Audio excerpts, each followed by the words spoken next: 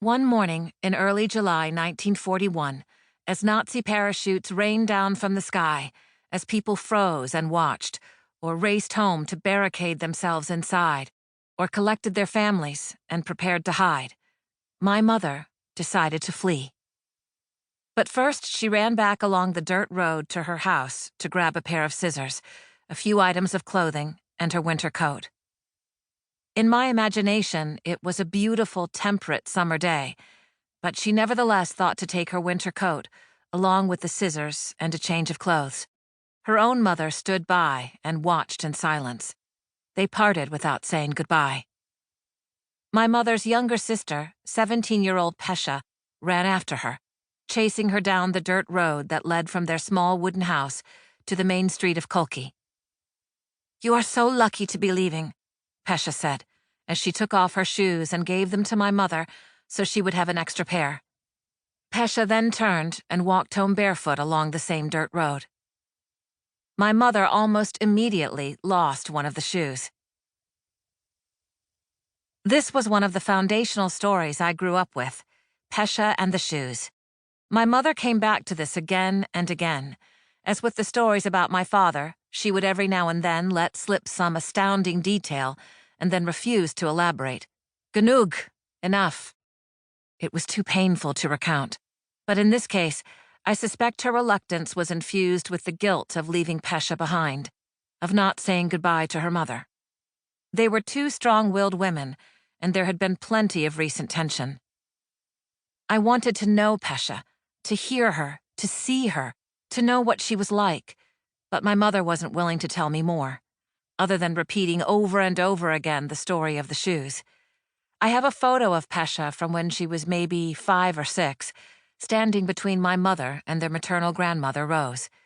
She is a cute, impish child, with short brown hair, wearing a shirt with a long bow, more a tie than a bow.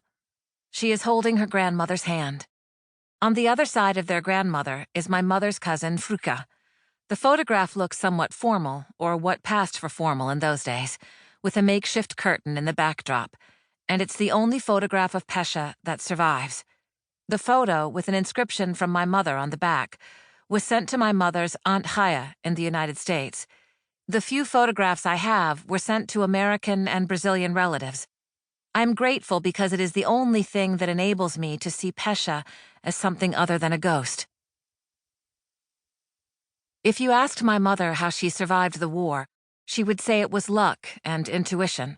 She was always on the lookout for four-leaf clovers. She visited fortune-tellers. Late in her life, she kept a pencil and paper with her to play inscrutable games of chance. Tiny scratchings, numbers that she jotted down and then crossed out, appeared at random on scraps of paper or even in the middle of greeting cards she received. A small table in her bedroom was full of elephants brought to her as gifts, their trunks tilted upward, a sign of good luck. She was full of old-world superstition. If you bragged about your good fortune around my mother, she would tell you that the evil eye, or Getoyek in Yiddish, would see you and bring on troubles. So perhaps luck and intuition helped save her, but I know that it was more than that. For most of her life, my mother didn't call herself a Holocaust survivor. In her mind, the term was reserved for those sent to concentration camps. My family was part of the Holocaust that people didn't know about or understand at the time. Of the 6 million Jews killed during the Holocaust, somewhere between 1.5 and 2 million were rounded up from their homes in Eastern Europe and taken to open pits, where they were shot by Einsatzgruppen, German mobile killing squads, sometimes with the help of local collaborators. This is often referred to as the Holocaust by bullets. From shtetl to shtetl, there were small variations in how the murders occurred. Sometimes Jews were first herded into ghettos and into forced labor. Some were led into synagogues that were then set on fire. Some were beaten to death, or raped, or forced to walk into open pits, or transported to their grave sites in trucks. Sometimes the graves were already dug. Other times the Jews were required to wield the shovels themselves. The narratives differ in detail, but all end on the same unspeakable note.